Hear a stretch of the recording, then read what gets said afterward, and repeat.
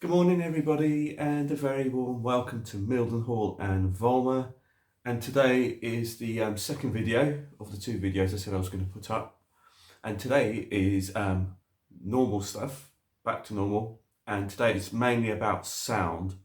I've spent quite a bit of money on new speakers, and I've been fitting new speakers to various locos. I've also got some new rolling stock to show you and a few new vehicles. So it's a bit of an action-packed bumper sort of video today. I hope you enjoy it because, like I said, it should be fun. So on with the video. I'm going to spin you around. So here is my recently acquired Network Rail Class 37-97, and it's 97304. And this particular locomotive has had a lot of work done to it. More work than I actually had anticipated, to be truthful with you. So this is the Hornby Railroad version, and so this isn't the premium expensive Batman one, this is the cheap Hornby one.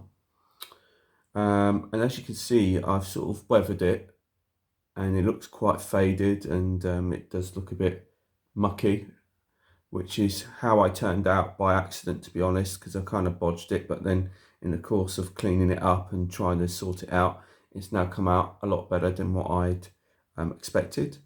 So I've done the chassis, which you can't really see, in the usual frame dirt, and then I went over it with some shoe polish to get into those cracks and into the grooves. As you can see on the roof, mainly you can see all the dirt and the grime on the roof. The main thing I've done to this is I've actually put a sound chip into it, and it's also got a mega bass speaker from Richard and Rose and Rails, and this is the really big chunky square one, quite thick one, deep one, and this thing absolutely sounds amazing.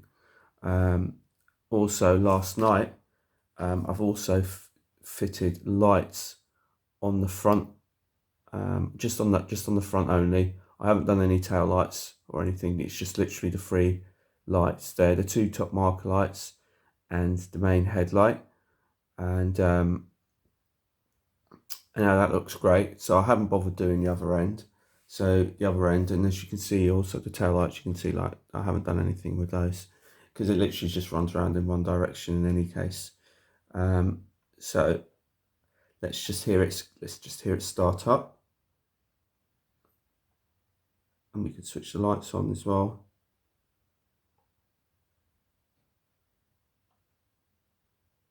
So that's actually that's the main headlight there, as you can see. If I do shift 25,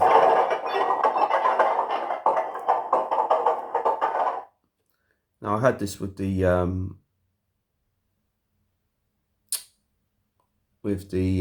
class 60, where it does this for some reason. On the Hornby it does this when you switch the lights on, because this is actually independent. If I do it again, it won't do it again. So if I just take that off, so that's now in reverse, and if I just go back to shift 25, because it's on the auxiliary, and then you go shift 25 again, see it doesn't come up again. It's just some weird thing where it kind of seems to do it. I did actually get it to take it off, and as you can see, if I just press the headlights on, it's really bright, you can see. But as you can also see, there isn't any light bleed, because I've actually painted the whole of the inside. I painted it in the black, and I also added a bulkhead on this line here.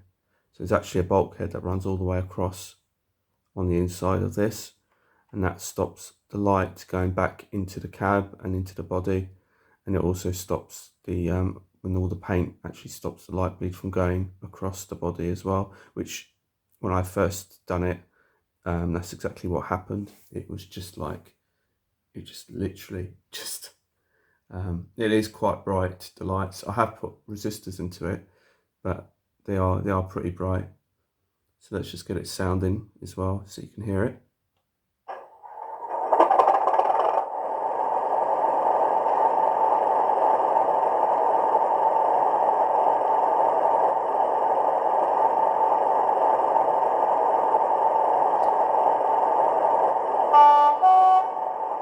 So it sounds pretty raucous, doesn't it? It's probably a bit of a beast.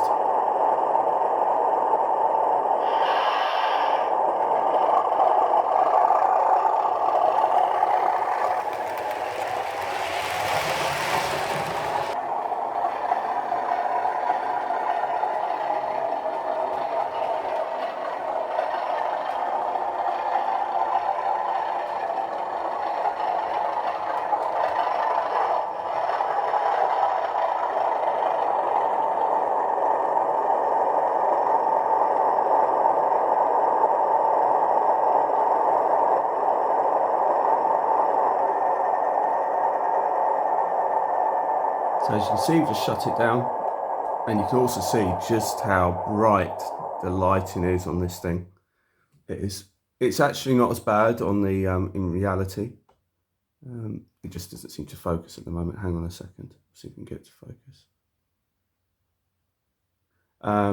So yeah, but you can also see just how bright these are, but you can also see that there isn't any light bleeds going through the side of the model or on the top.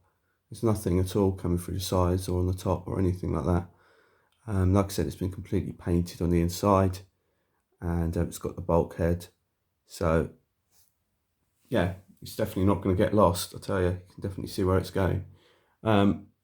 It's not actually too bad, to be honest. I mean, it does look kind of worse, but that's probably just the way it is on the camera. But it's actually pretty good.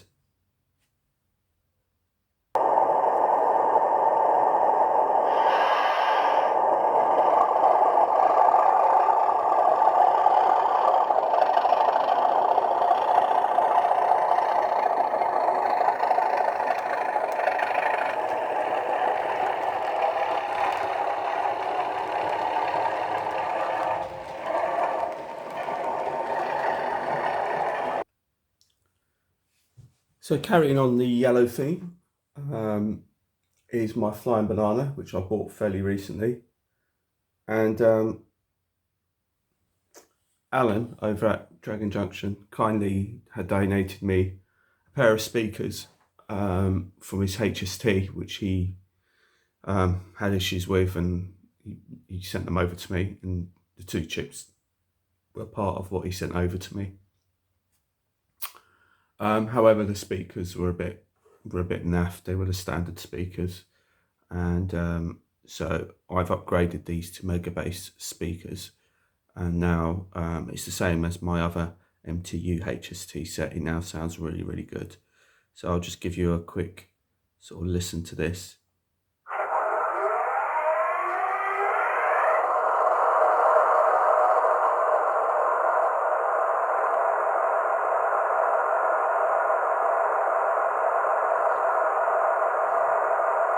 So it sounds much better now.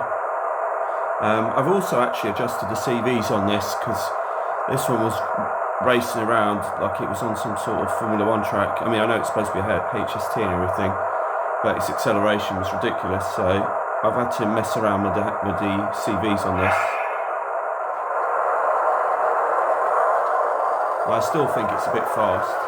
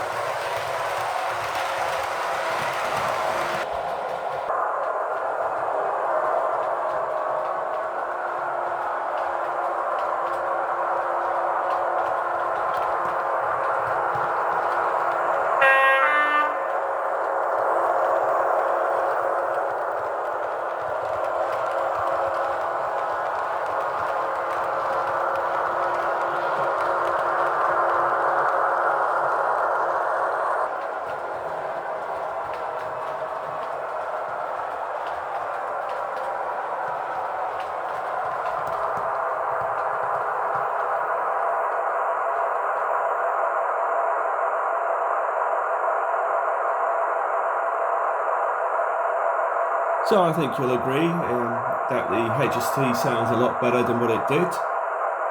So it's another one I'm really, really pleased with. So I'm just send her on a merry way and move on to the next one.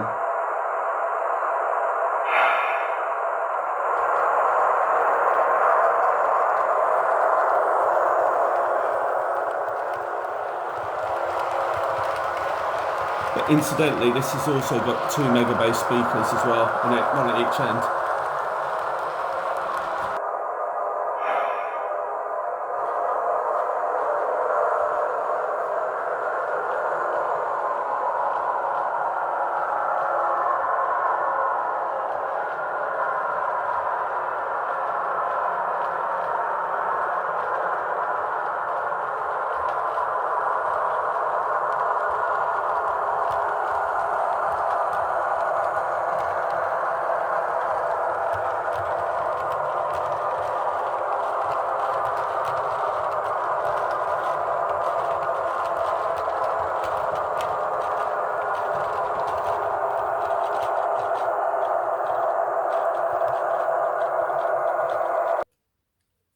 So next to talk to you about is the Class 50 over in the distance there, parked up with some of its stablemates. You've got the 37 that you can't really see. If I just pan you a bit more around, you could just about see the Javelin. There it is, 395 Javelin. Right next to that is the West Coast 47. Behind that is the Railroad HST. Behind the HST is the Banana HST, which you've just seen pull in. Behind that is the Eurostar. So if I just sort of move you forward, you'll probably get to see that. There you go, there's the nose of the Eurostar. And then after you've got the first Great Western 150 and the 2 450s behind that, which I think is quite cool. So back to the 50, and this Class 50 has had a new speaker put into it. Now the thing is with this 50, it's got the same sound chip as Defiance, which you're going to see straight after this. And they've both got exactly the same chips, except that they've both got different speakers in it. And the difference is quite remarkable, but I love them both. And this particular Class 50 has got the double iPhone speaker, which is in the first Great Western Class 166 that I have, which I absolutely adore. But I also had one of those mega bass speakers that Richard does over at Roads and Rails, which are like the half ones, which I put into Defiance, and it sounds different, and they've both got their pros and cons. Now, I originally bought 2 of those speakers to fit the 2 into the 250s, but I put one of them into one of my other locos, which I'm also going to show you. So that means I only had one left. So I ended up putting the double iPhone speaker into this one to see what it sounds like, and it sounds absolutely superb. One thing I'd say about this, it's got the clarity, but hasn't quite got the bass of the other one, but we'll show you so you can hear it.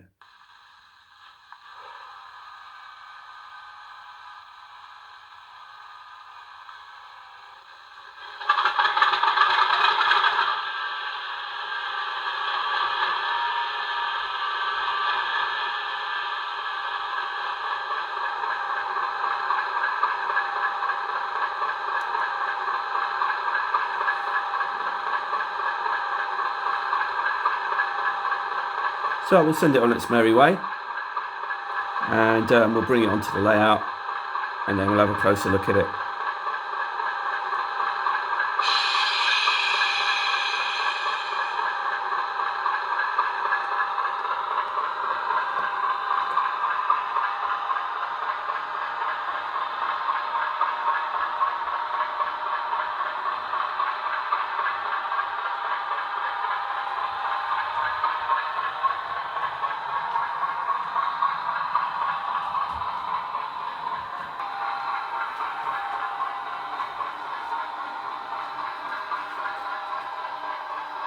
So here it comes approaching us now. Just trundling along.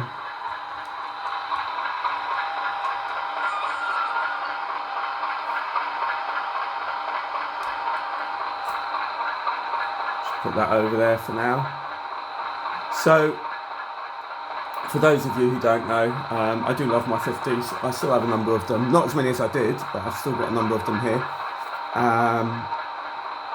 This has got Coastal DCC sound in it, and this is fitted with a double iPhone speaker in it, which fits absolutely beautifully, and it sounds really great. You can hear the clarity in the notes. It's got independent horns, so hear the clarity. Now, those are independent horns. That isn't, that's just a two-tone. And it just sounds absolutely great. Now I'm just going to give it a thrash so you can hear it. So I'm just going to pull it back a bit. And although it's got the same chip as the other 50 that I'm going to show you, this has the clarity, whereas it doesn't have the bass, but it still sounds absolutely epic.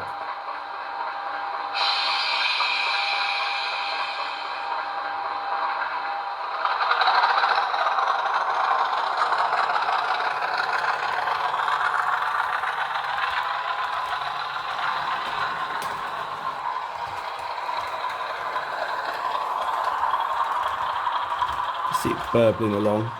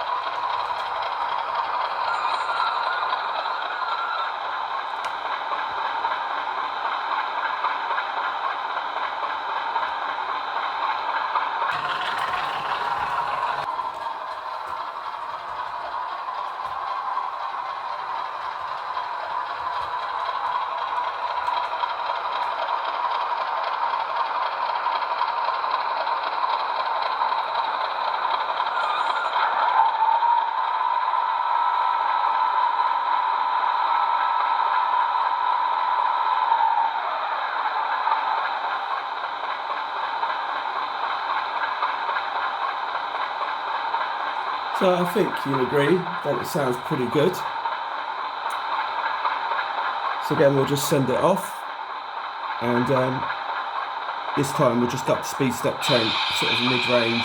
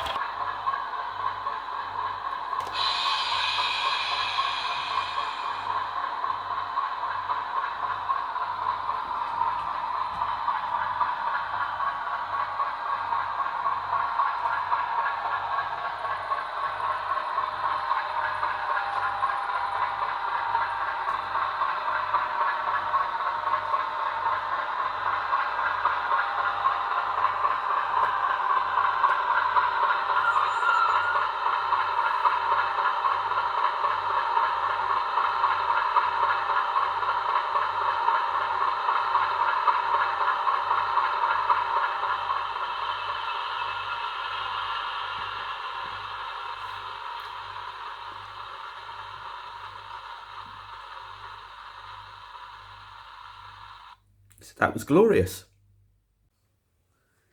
So this is Defiance in the GBRf livery, class of 50. So it's 50049 Defiance. And I'm not going to dwell on this one too much because essentially it's the same as Glorious. But what I will give you a listen to is you have to listen to it because it is actually different in terms of its sound. It's definitely more bassy. And we're going to talk about the coaches behind it because they're brand new. So we're going to have a few running shots of the 50 and then we'll talk about the coaches behind them.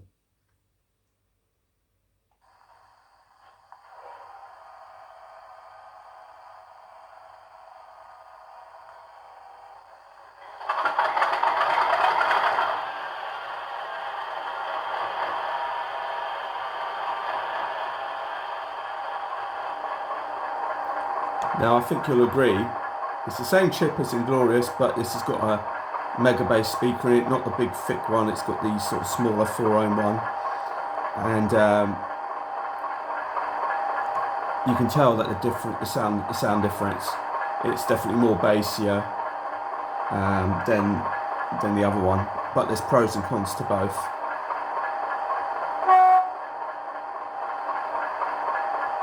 So we're going to give it a bit of welly, do a couple of running shots, and then we'll talk about the coaches behind it. I'll send it away slowly first of all, so you can just sort of see the coaches rolling by.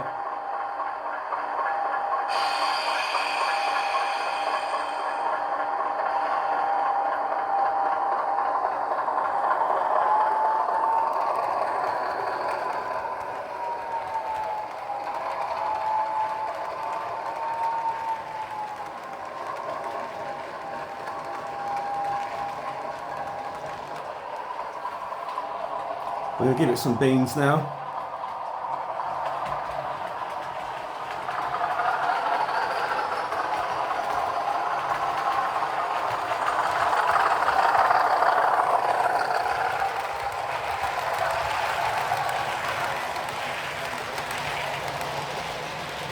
So I think you could sort of hear that they're both different, even though they've got the same chip, but they both have their merits. I think they both work equally as well.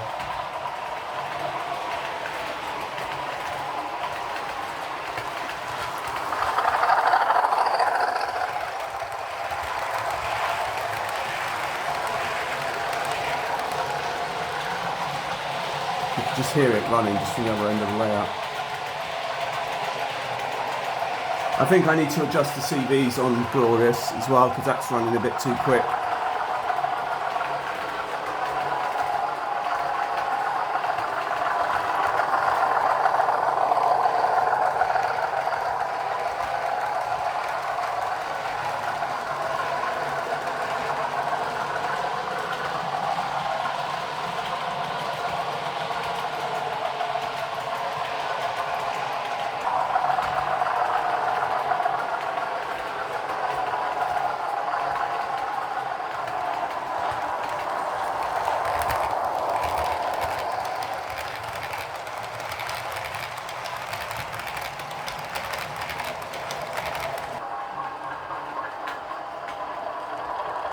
So we're just going to pull the 50 forward so we can have a look at these coaches.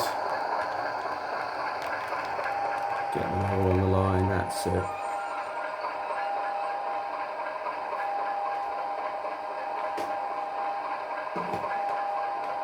Now, these coaches, I absolutely adore these coaches. I got these brand new the other day. And I just have to say, it just looks absolutely lovely. They're about £32 each. I got them as part of some more of the trading, and they are so beautiful. And I really love these coaches. And as you can see, it's got these little handles here, and these are moulded. And this is what I was talking about when I was talking about the damaged goods. You know, you've got the separate parts on the VTG ones, but these aren't separate, these are moulded, but they're picked out so beautifully. You know, this isn't going to go anywhere. You can manhandle this coach and this isn't going to fall off, and it just looks absolutely beautiful. And there's 5 of them. So this is kind of like my heritage rake. We sort of have these BR Mark 1 green ones on the Midhants railway, hence why I've got them. So we've got this Mark 1, this buffet car, and then we've got 3 sort of standard coaches. 2 of them are the same and the other one isn't. I'm not quite sure what the difference is.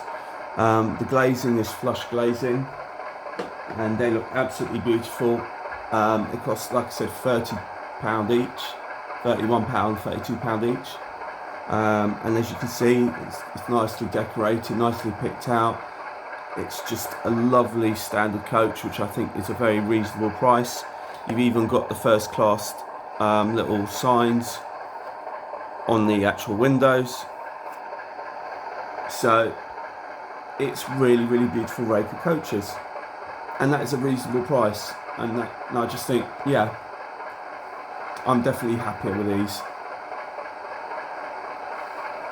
So let's send it on its way, and we can have another little look, another little run by.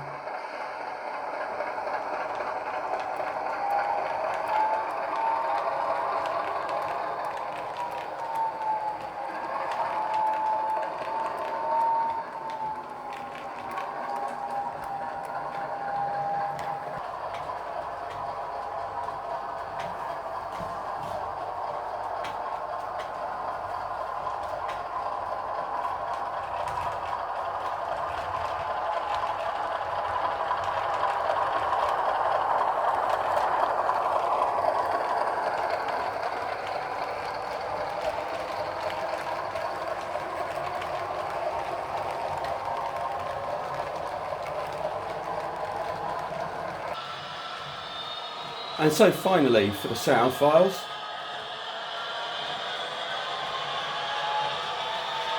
we have my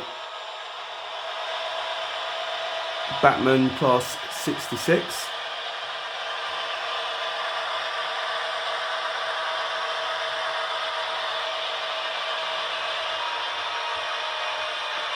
Just coming into view.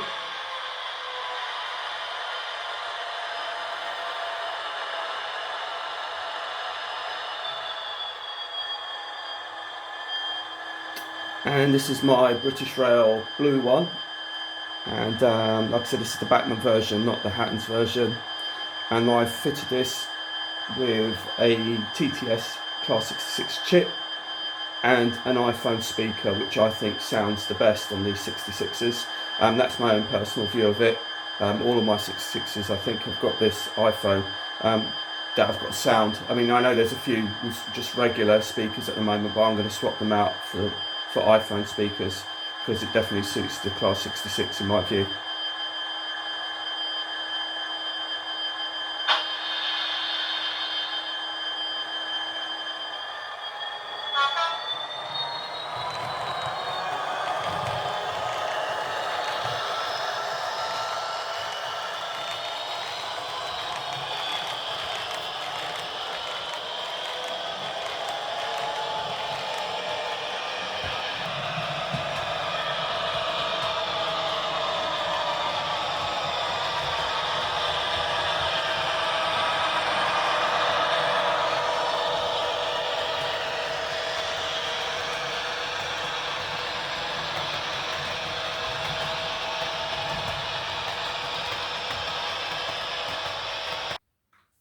So finally, before we go, I did say I had some new vehicles to show you. So just before we wrap up the video, got some new vehicles to show you. Like